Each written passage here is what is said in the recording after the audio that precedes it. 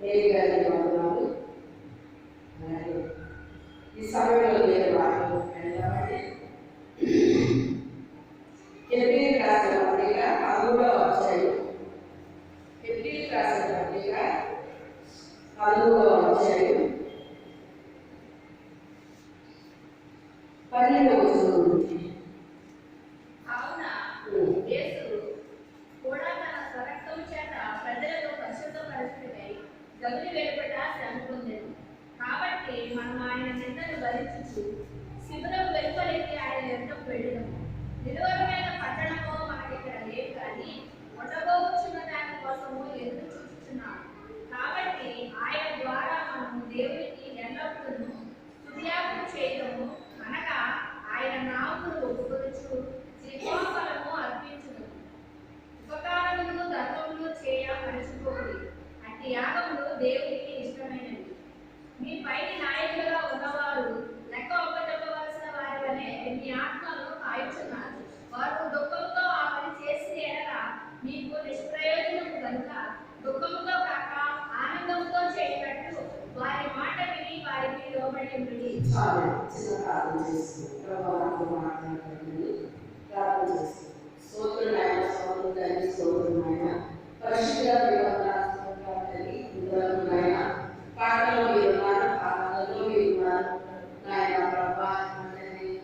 ఈ సమయంలో ఈ వాక్యం ద్వారా మాతో అందరితో మీరు మాట్లాడండి. ఈ వాక్యంలో ఉన్న గోడైన సంగతులకి ఆశీర్వాదం తెలియజేస్తున్నాయన ప్రతి గ్రహించే ఉపయోగం ఆశ్రయించినట్టు జీవితాన్ని అనుగ్రహించాయన ప్రతి తెరవడుగా ప్రతి మనం తెలియజేసుకోవడం ఈ పరిశుభ్రత ఆయన బలంగా జరుగుతున్నారు. ఈ వైశ్యంతో అంతకంటే మించదు ఈ దివ్యవాక్యం వైఖరిని అందరినీ దర్శించి స్పర్శించి ఈ పరిశుభ్రాత్మని బలంగా జరిగినట్లుగా సహాయం చేయండి. పరిశుభ్రాత్మ వేరే నాకు చేయండి. దైవభక్తి కృపగా ఆయన చేసుకుంటున్నారని ఈ సత్యవాక్యం సరిగా వివరించే పర్వత జ్ఞానంతో వెళ్ళిపోయారు. ఈ ఆత్మ వశంలో తీసుకోగలిగినారు. తెలియజేస్తున్నాయి. అయినా మీకే స్తోత్రాలని ఈ వాక్య నూతనైన శైలిలో నూతనైన ప్రత్యక్షతలతో ఆయన బోధించడానికి వినడానికి మాకు సహాయం చేయండి. మా జీవితంలో ప్రభావ ఆయన అనుభవించుకోవడానికి సహాయం చేయండి. ఈ పరిశుభ్రాత్మని బలంగా జరిగించినాయి. సాతానికి లేపరచబడగాక మీ కార్యము జరుగుతున్నాను. సాతానికి లేపరచబడగాక మీ కార్యము జరుగుతున్నాను. సాతానికి లేపరచబడగాక మీ కార్యము జరుగుతున్నాను. ఆరోగ్య చేసి సహాయం చేయండి. యేసు అద్భుత నామములో వేడుకుంటున్నాము తండ్రి. ఆమేన్. హల్లెలూయా. ఇక్కడ పౌలు గారు ఎఫెసీయులకు ఈ పత్రిక రాస్తూ ఉన్నారండి. ఈ పత్రిక రాస్తూ ఉన్నాడు. కాబట్టి మనం ఆయన నిందను భరించుచు శిబిరం వెలుపలికి ఆయన వద్దకు వెళ్ళుదము అంటున్నాడు. ఇంకా పైన చూస్తే కాబట్టి యేసు కూడా తన స్వరక్తం చేత ప్రజలను పరిశుద్ధపరచుటకై గవిని వెలుపట శ్రమ పొందాడు. ఎందుకు శ్రమ పొందాడంటే ఆయన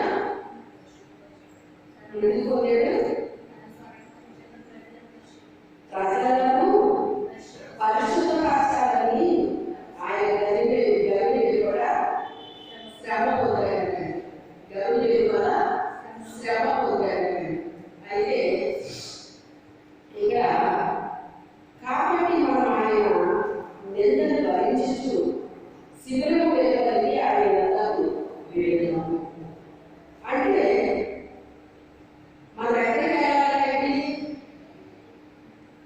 మనల్ని పరిశుద్ధపరచడానికి ఆయన గలిలయకు వెళ్ళాడు. అలాగే మనము కూడా ఎక్కడికి వెళ్ళాలంటే ఆయన నిందను భరించుచు.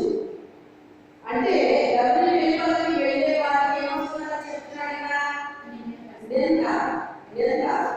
మీరు ఆలోచించండి, ఆయన అద్భుతాలు చేసినప్పుడు, ఆశ్చర్యకార్యాలు చేసినప్పుడు, స్వస్థతలు చేసినప్పుడు, దయ్యాలు వెళ్ళగొట్టినప్పుడు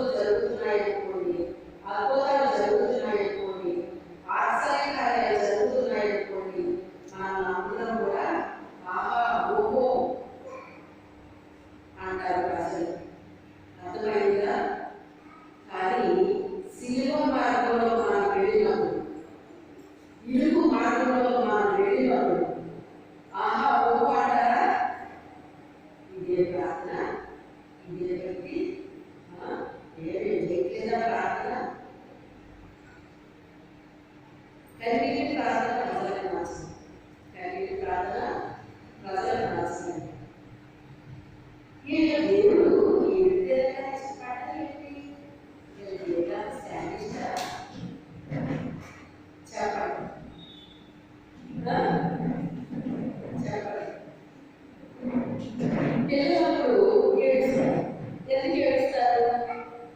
పుట్టినప్పుడే ఏడుస్తారు. ఎందుకు ఏడుస్తారు? ఏడకపోతే లేదు. ఆడు ఆక్సిజన్ ఉండకపోతే ఆడు ఏడుస్తాడు అన్నమాట. ఏడకపోతే చచ్చిపోతాడు అంటాడు. ఏడవాలంటాడు. అర్థమైందా? అందుకే వాళ్ళని కొట్టి మరి ఏడుస్తారు. తెలుసా మీకు? ఆడ గుంజాల బాడీ తెగేసి పట్టుకుంటారు. ఒక పాస్టర్ దగ్గర నేను ఉండాల్సి వచ్చిందండి. దేవుడు నన్ను ఇరికించేశాడు. ఇరికించేస్తే ఆ పిల్లలు ఏడుకోలేదని అది ఎదుగుతున్నట్టు ఆరాధిస్తుందా? ఆ వచ్చిన మత స్థానం లేకపోతే నాకు సరిపోదు, జ్ఞాపకం సరిపోదు. రెండు వాళ్ళు పట్టుకుని తెలియజేసి ఇలా జాడించేస్తే అన్నింటికి ఆరాధిస్తున్నాయి అనుకునేసరికి క్షణంలోనే అయ్యో ఉంది అవే కాల్చేయి అంటారు. అప్పుడు వెళ్ళి నేను గురుట్లో కుటుంబంలో ఆ పిల్లవాడినండి. చెప్పాలని ఆ పిల్లలు కూడా గుర్తుకోలేదు అనమాట. అంటే మొదలు ఉంటున్నాయి కంటే వేరే చేయలేదు కదా. అదే చూసుకుంటారండి నర్సెస్. అయితే ఆ పిల్లలు ఎప్పుడు తాగలేదు. ఇలాంటి చెప్పేసి తాగి ప్రార్థన చేసేటటువంటి తెలుసు. అంటే పుట్టిన పిల్లలు కూడా ఏం చేయాలని ఏడ అప్పటి నుంచి స్టార్ట్ అవుతుంది. ఎప్పటి నుంచి? ఇంకా అక్కడి నుంచి చనిపిల్లలు ఏడుతున్నాడు అంటే అమ్మకు అర్థమైపోతుంది. ఏమని? ఆటలు వేస్తున్నాడు. ఇంకోటి ఏంటి?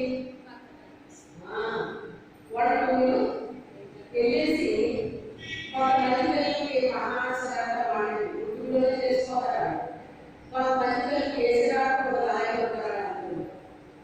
ఒక్కొక్కరికి క్లీన్ చేసి వేరే బట్టలు మార్చే వరకు అలా సముద్రంగా ఏడుస్తూనే ఉంటారు. అప్పుడు అమ్మకి అర్థమైపోతుంది వీడు ఎందుకు ఏడుస్తున్నాడు. తల్లి ఏ పనిలో ఉన్న వరకు అతను వెళ్ళిపోయి వెంటనే చూసుకుంటున్నాను కాబట్టి వాడు ఏడుపుకి కారణం ఏంటి? వాడు ఏడుస్తున్నాడా లేకపోతే ఎవరు విసర్జన చేశాడా? రెండు కాకపోతే ఎవరు చీరలు పడుతున్నాయా, దోమలు పడుతున్నాయా, ఇవన్నీ పరీక్షిస్తుందండి తల్లి. అంటే నేను చెప్పేది ఏంటి అంటే ఏడుపు ప్రారంభమైంది కదా, ప్రారంభమైంది. కానీ ఏడుపుకి రకరకాల అర్థాలు ఉంటాయండి. ఏడుపుకి అలాగే ప్రార్థనలో ఏడ్చే వాళ్ళు కూడా రకరకాల అర్థాలు ఉంటాయి. ప్రార్థనలో ఏడ్చేటప్పుడు కొన్ని రకాలు ఏడుస్తారు. ఎందుకు ఏడుస్తారు? నాకు ఒక బలియాలు వెళ్ళావయ్యా, నువ్వు బలియాలు తెలియజేయకుంటున్నాను అని తల్లి పెట్టుకుని పంపుకుంటాను. నా బాబాని ప్రాంతంతో చేశారయ్యా అని తెలుసుకుని పంపుకుంటాను. లేకపోతే రాజకీయ పిల్లల కార్యం చేస్తామయ్యా తీసుకోవాలి ఏడ్చాను. ఏడుపే కానీ ఏడు చాలా రకాలు ఉంటాయండి. ఏడుకి రకాలు ఉంటాయన్నమాట. అయితే మొత్తం మీద ఆత్మ రక్షణ వరకు ఏడ్చే వాళ్ళు కొంతమంది ఉంటారండి. ఒక మాస్టర్ గారు ఆవిడ ఏసు అదుగుతున్నారు, స్వెటర్ అదుగుతున్నారండి. అదుగుతుంటే వాళ్ళకి స్కూల్ హాస్టల్ అన్నీ ఒకటండి. పెద్ద సంస్థ అన్నమాట. అయితే ఆవిడ ఓల్డేజ్లో వచ్చేస్తున్నాక ఆవిడ స్వెటర్ అదుగుతున్నారండి. మీకు తెలుసా? స్వెటర్ అదుగుతా తెలుసా మీకు? అట్లా అదుగుతున్నారు. అందుకు కళ మీద కాలిపోతున్నాయండి. ఆ హాస్టల్లో చదువుకున్న పిల్లలు వెళ్ళినప్పుడు ఆమె కళ్ళు తిరిగి చూసి ఆమె ఎందుకు ఏడుస్తున్నారు, ఏంటమ్మా ఎందుకు ఏడుస్తున్నారు, ఏం జరిగింది అని చెప్పి వాళ్ళు కంగారు కలిగారండి. అప్పుడు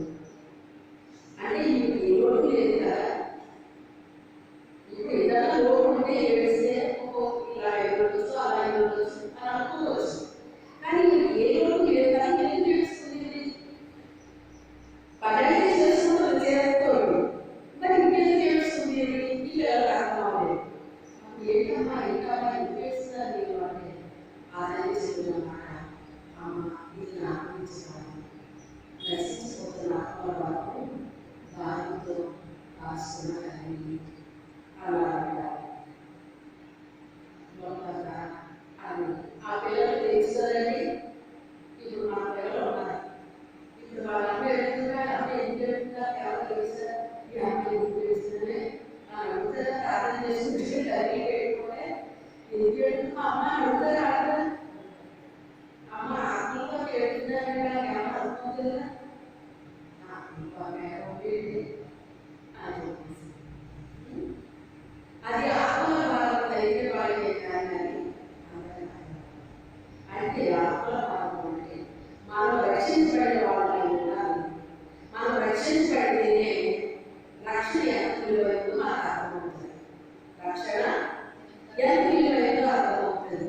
భూ సంబంధించింది కాదు, పరలోకంలో మనకు స్థానం కావాలి అని చెప్పి ఇంకా మనం బయట చదువుతుంటే ఉంటామన్నమాట. నీళ్ళ మీద పడడం మనకి లేదు అంటున్నాడు అన్నమాట. నీళ్ళ మీద పడడం మనకు లేదు ఎందుకంటున్నాడు, మనం ఏమైనా ఉన్నాము కానీ శాశ్వతమైనది కాదు. ఉన్నాయి, పట్టణాలు ఉన్నాయి, రాష్ట్రాలు ఉన్నాయి, దేశాలు ఉన్నాయి, అన్నీ ఉన్నాయండి.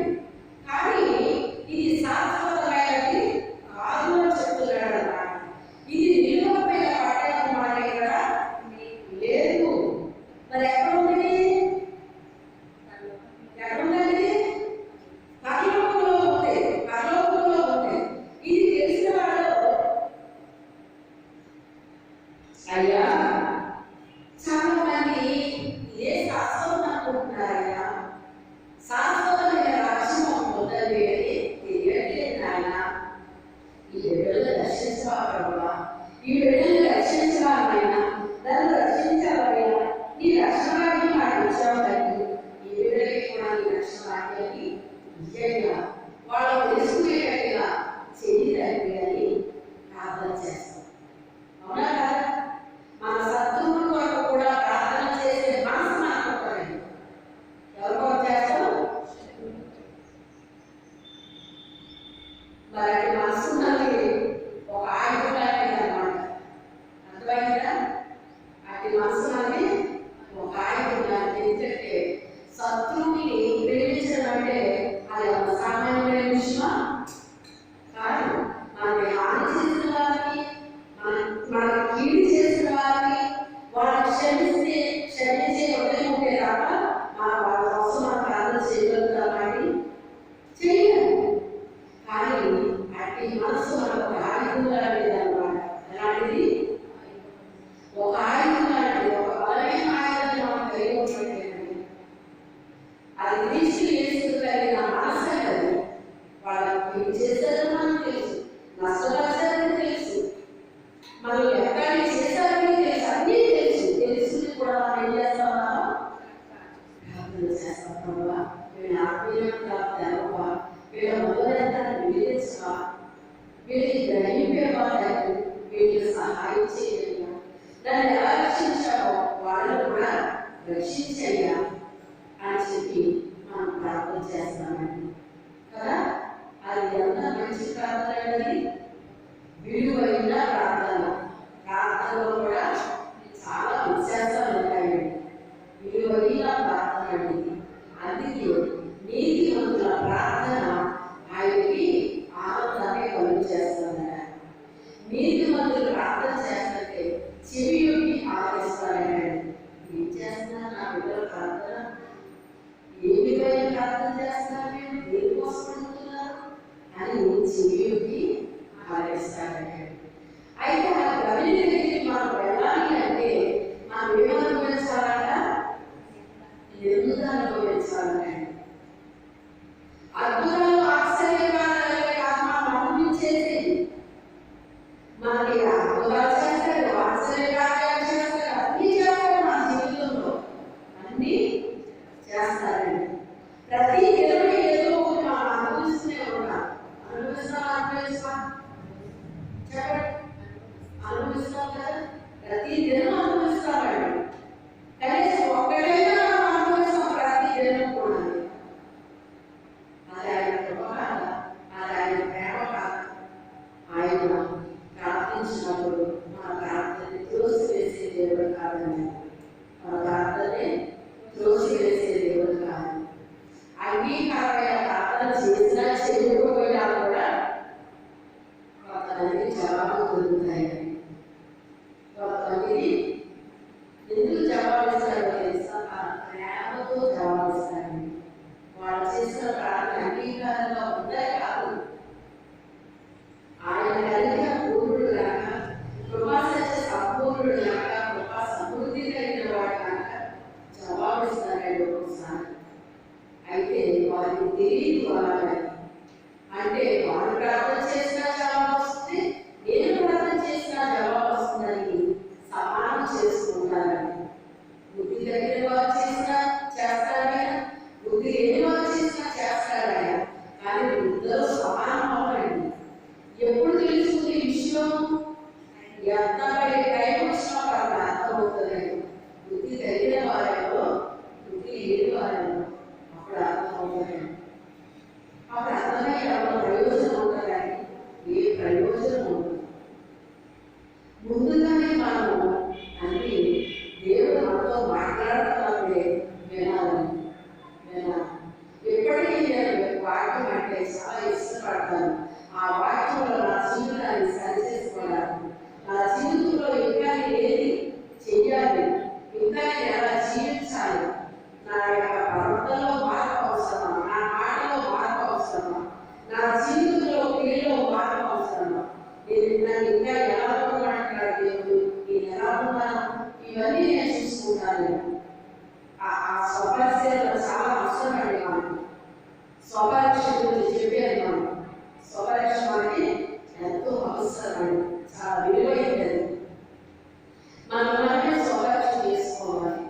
అయితే ఈ యొక్క గవర్నమెంట్లో ఎలాంటి అంటే కనుక నిందా వస్తున్నారండి, నింద అనుభవించాలి.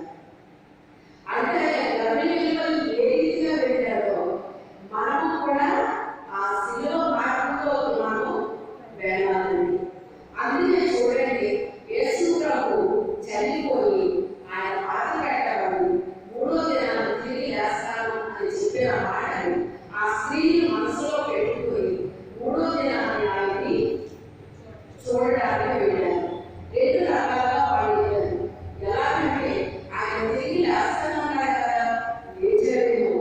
ఒకవేళ లేకపోతే ఈ శుభద్రవ్యాలు వాడికి మనం చూద్దాము అని ఆ రాత్రంతా నిద్రపోకుండా అవి ధ్వంసాలకై, ఆ శుభద్రవ్యాలు బాగా ధ్వంసాలకై ఆ రాత్రి వాళ్ళు నిద్రపోలేదు. రాత్రంతా శ్రమ పడాలని వాళ్ళు. స్త్రీకి బాగా ఓర్పు ఉండాలండి. ఏముండాలి? చాలా ఓర్పు అవసరం అండి. అదే చెప్తాను నేను. జ్ఞానవంతులైన స్త్రీ తన ఇల్లు పట్టుకున్నది, గుర్తురాలి తెలియజేసుకుంటుంది. ఎందుకంటే స్త్రీని ఉన్నంత టాలెంటెడ్ పురుషులు ఉండగలి, అంటే పురుషులు చేయలేని కాదు, కానీ ఒకే టైంలో అనేకమైన పనులు చేయగలిగే సామర్థ్యం స్త్రీకి ఇచ్చాడు దేవుడు. ఆ జ్ఞానం స్త్రీని ఇచ్చాడు దేవుడు. అందుకే పురుషుడు జ్ఞానమైన ఇల్లు కట్టాలి అని రాయబడింది, స్త్రీని కట్టాలని రాశాడు. అయితే అందుకే స్త్రీలు చాలా ఓర్పు కలిగి జీవించాలి. మీరు జీవిస్తేనే మీ ఇల్లు మీరు కట్టగలుగుతారండి. చాలా మంది అయినా చాలా ఓర్పు అని అయినా కాస్త ఓర్పే ఉండేది, చాలా సహనం తక్కువ పడ్డాయి. టకటక అయిపోవాలంటే అన్నీ కూడా దేని కొరకు వెయిట్ చేయడం కానీ అసలు అలాంటి ఉండేది కాదండి. ఆయనకి అసలు ఆయనకి ఎంత ఏంటంటే అది తక్కువ, నాకు అలా అంత ఎక్కువ అనమాట. అందుకే వాళ్ళు ఏం చదివేస్తారు దేవుడు తెలుసా? ఎందుకంటే తెలుసా మీకు ఒకడు బాగా ఓర్పడదు, ఒకడు ఉండదు. భక్తి భార్యకి ఒకడు ఓర్పెట్టుకున్నది, ఒకడు ఉండదు. ఎందుకు చెప్పడం చూద్దాం.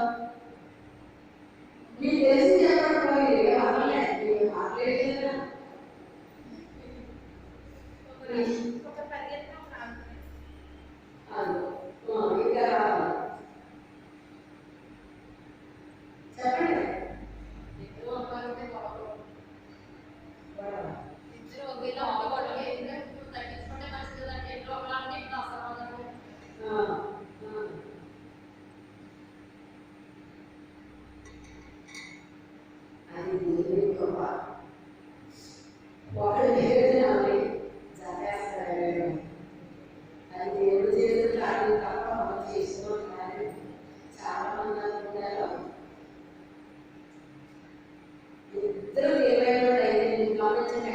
సరే భర్త భార్య ఇద్దరు తెలుగు అయితే అనుకోవాలని పేరు ఎందుకు తెలుసుకోలేదు.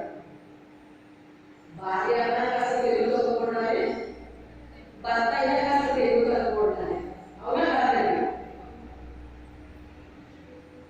చాలా మంది అనుకునేవారు ఆవిడకే ఊరికి పనుకునేవారండి. నేనే చూసుకుంటుందండి.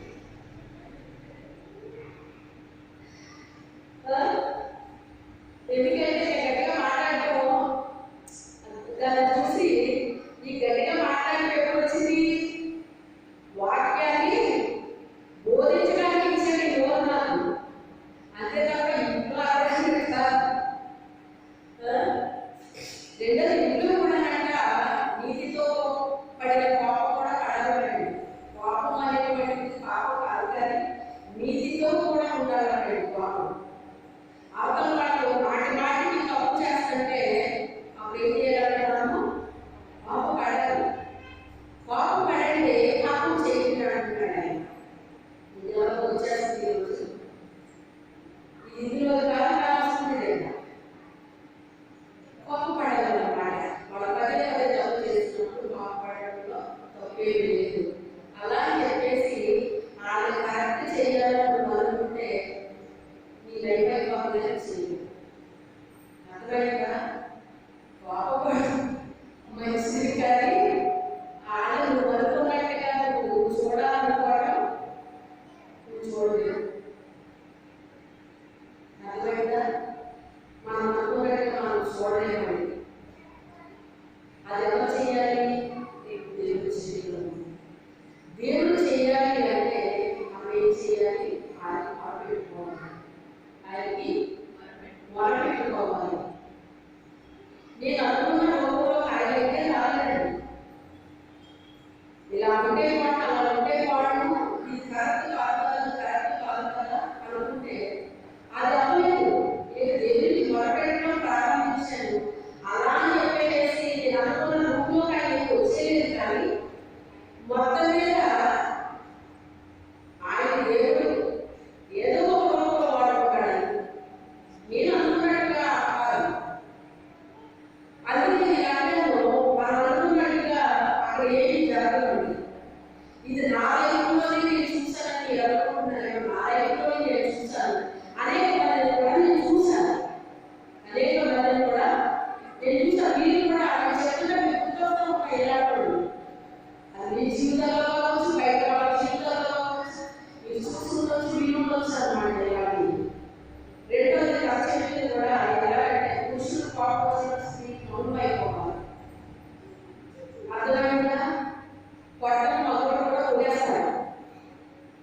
మీరు ఉయ్యకపోతే అలా పట్టలేదు కొట్టే స్వభావం కాదు.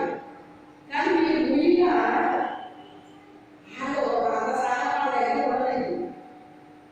అందుకే ఏం చేస్తారు? ఏమి చేయలేక నోరు ఉయ్యగా వేసేస్తారన్నమాట. వాళ్ళు ఏం చేయలేదు కారణాలు నీ నోరు.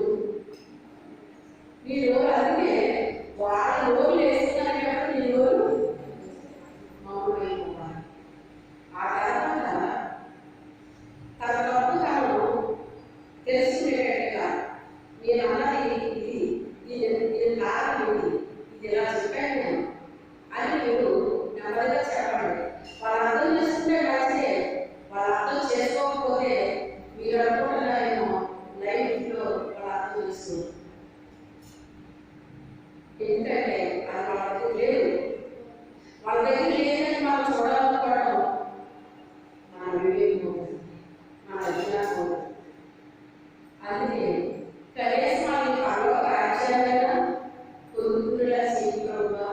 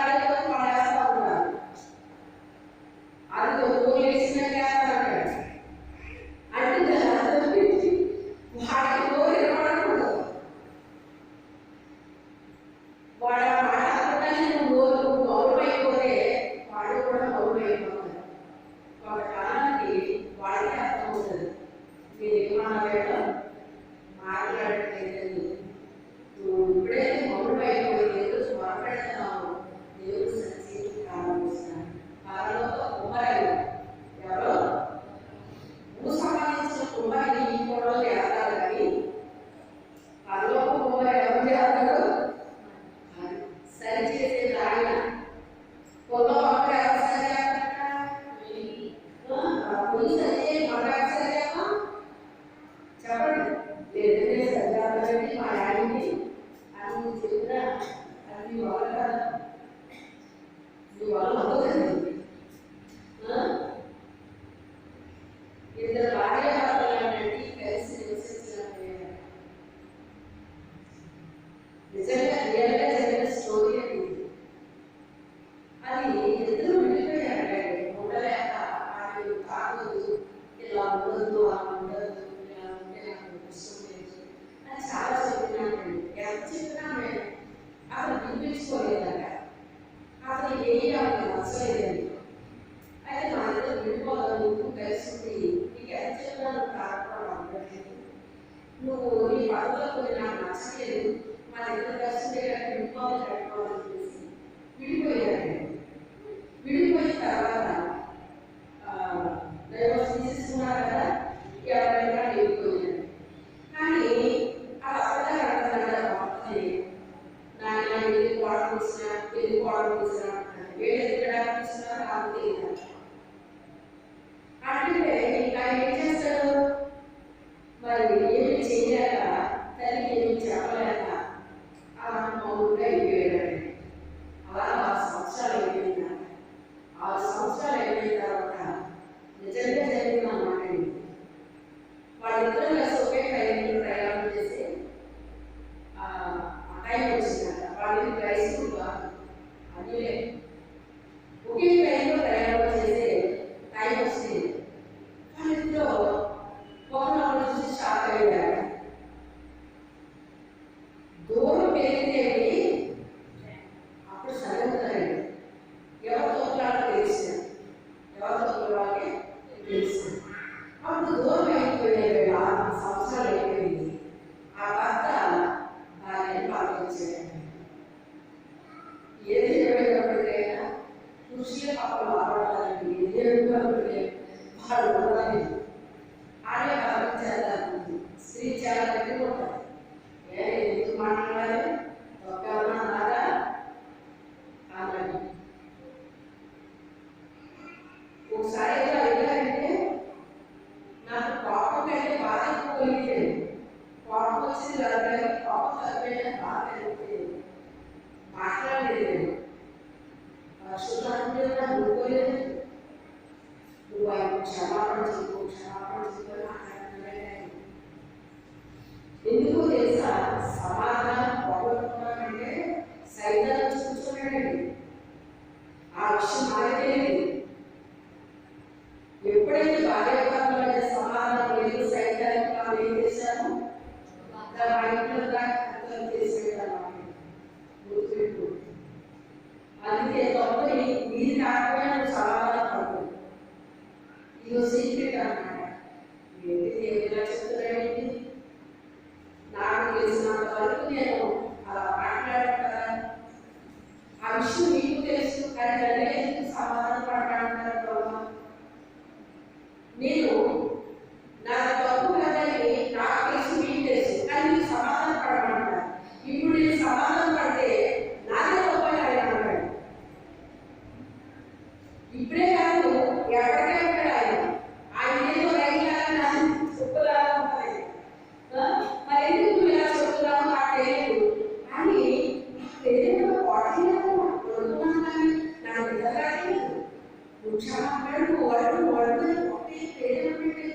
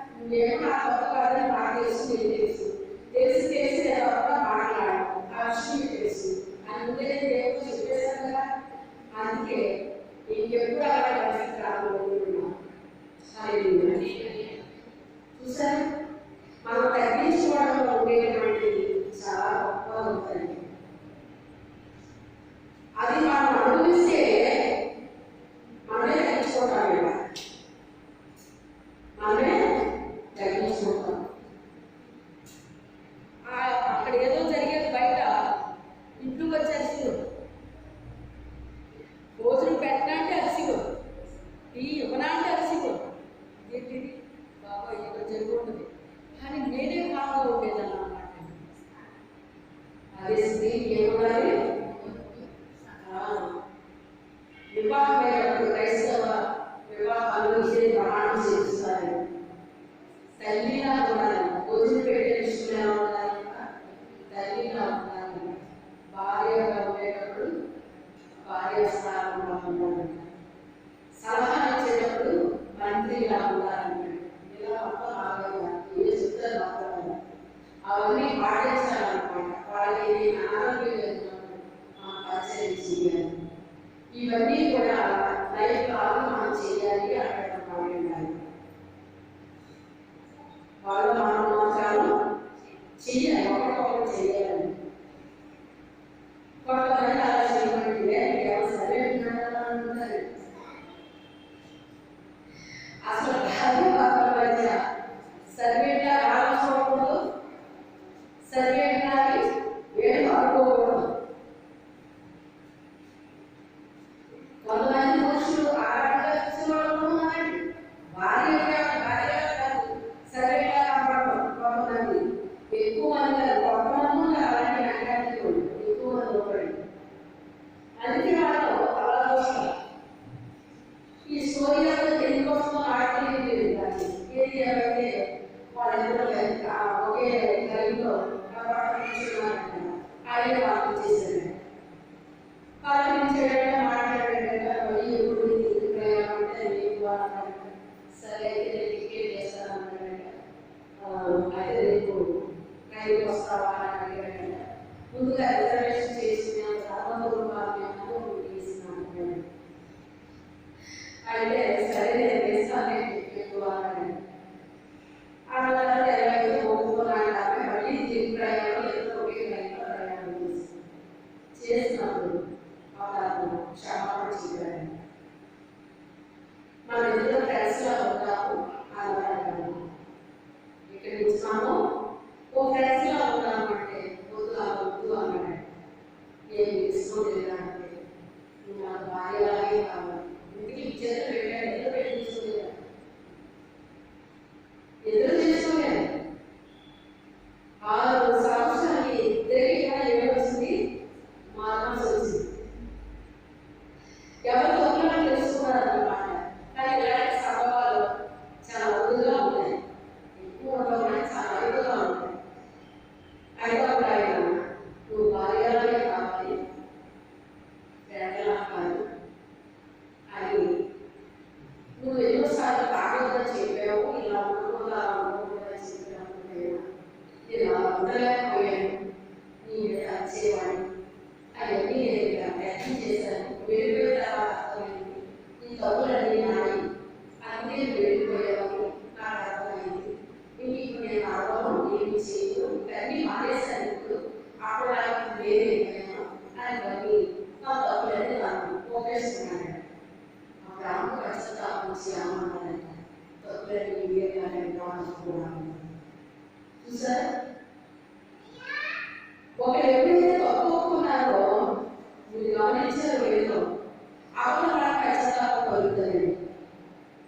మొదట ఒప్పుకున్నప్పుడు గర్వం ఫీల్ అవ్వకూడదు. గర్వం ఫీల్ అయితే ఆ గర్వం నాకు తగ్గించుకోకూడదు. అవతల ఒప్పించాడు. ఎందుకు ఒప్పించాడు? ఈ మాట ఎప్పుడు తెలిసిందంటే జయపాల చంద్రబాబు అబ్బాయి ఏదో మాట మాట్లాడుకుని వేరే ఎక్కడ పడుకున్నారు. ఆయన మీద ఏం వచ్చిందంటే నాకు తెలియదు. అదేమి ఇంకొచ్చే వ్యక్తిని అడిగితే ఏమి ఇద్దరు పడకున్నారా అప్పుడు కానీ నాకు అర్థమవుతుందన్నమాట. అంటే భార్య మాత్రం గొడవ వస్తే ఎవరు చూసుకుంటారా? అది గుర్తు పెట్టుకోండి.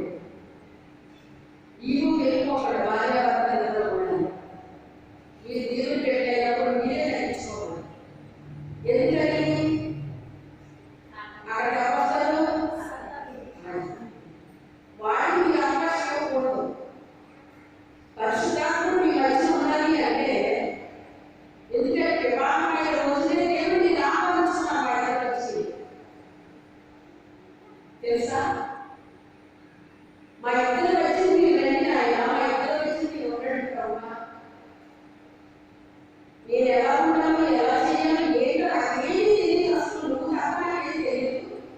అందుకు మా ఇద్దరు వచ్చి మీరు రండి, సంస్కారాన్ని నాకు తెలియపరచాలి అని దేవుని ఆహ్వానించుకున్నానండి. అడిగితే మా లైఫ్లో ఏ ఒక్క రోజు ఏది కూడా ఎవరికి మూడో వ్యక్తి దగ్గరికి మేము వెళ్ళలేదు. అసలు ఒక పెళ్లిలో కూడా ఒక మాదిరిగా చెప్పారు అన్నమాట. ఈ రీతిగా వేస్తే వివాహం అయిన తర్వాత ఏ ఒక్కటి కూడా తెలియదు. నిజంగా వీళ్ళ రాబోయే జీవితాలు ఆ రీతిగా ఉన్నాయని ఒక రోల్ మోడల్గా మాట్లాడాలి.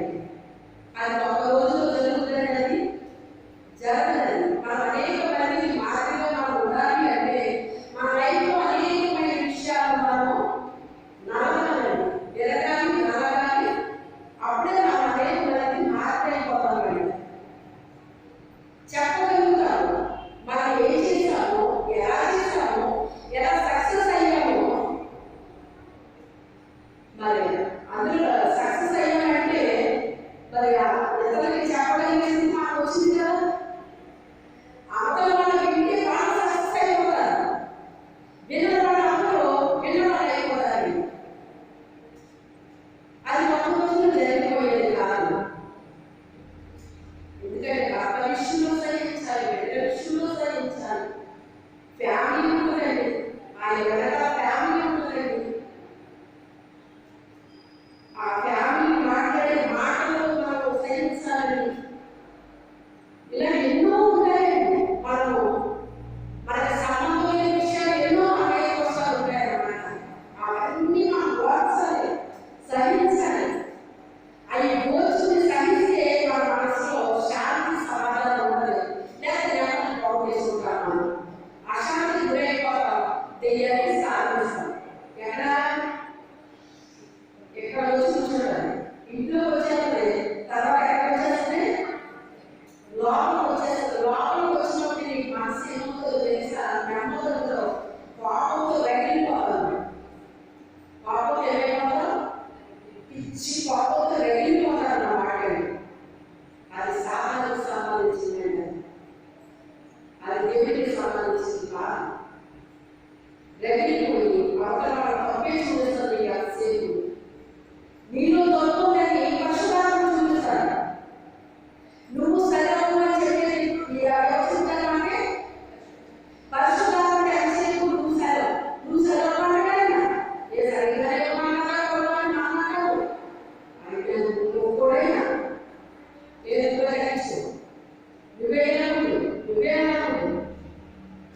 వీళ్ళ మాట్లాడుకోవడం అని పెద్దలు కూడా ప్రార్థన చేసినట్టు.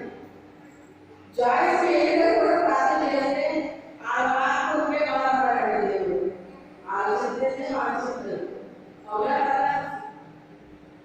ఆడవాళ్ళని మారాల్సింది నువ్వు మారన్నాడట. మరి అందరికి ఉద్దేశం పెట్టాయినా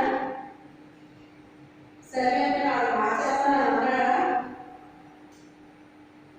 నువ్వు అనుకోనట్టు మారిపోవాలి, నువ్వు అనుకోనట్టు మారిపోవాలి. కాకపోతే ఒక సమాధానం అనేటువంటి మన హృదయంలో ఉంటుంది, మన బుద్ధిలో ఉంటుంది. ఆ సమాధానం మనం పోగొట్టుకోకూడదు. సమాధానాన్ని పోగొట్టుకోకూడదు. నోరు మూసుకుంటే సమాధానం ఉంటుంది, నోరు మారేసుకుంటే సమాధానం పోగొట్టండి. అందుకే కోపపడు అవసరం వచ్చినప్పుడు ప్రతిదానికి కోపపడటం అని కారణం. ఐదడానికి కారణానికి కూడా కోపపడిపోవడం అది కరెక్ట్ కాదండి. కోపపడు అని పాపము చేయలేదు అంటున్నాడు. శ్రమ వలన ఇదైతే నేర్చుకుంటాడట.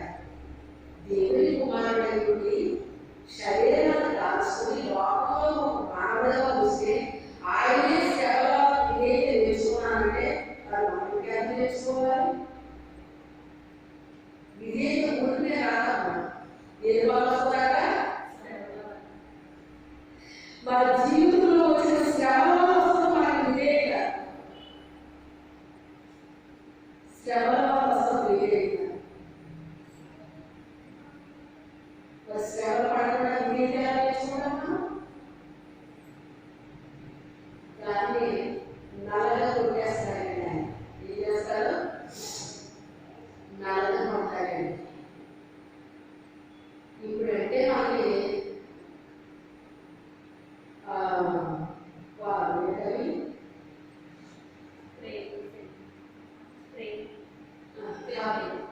మిక్సీలో వచ్చింది వచ్చినప్పుడు ఏమిటి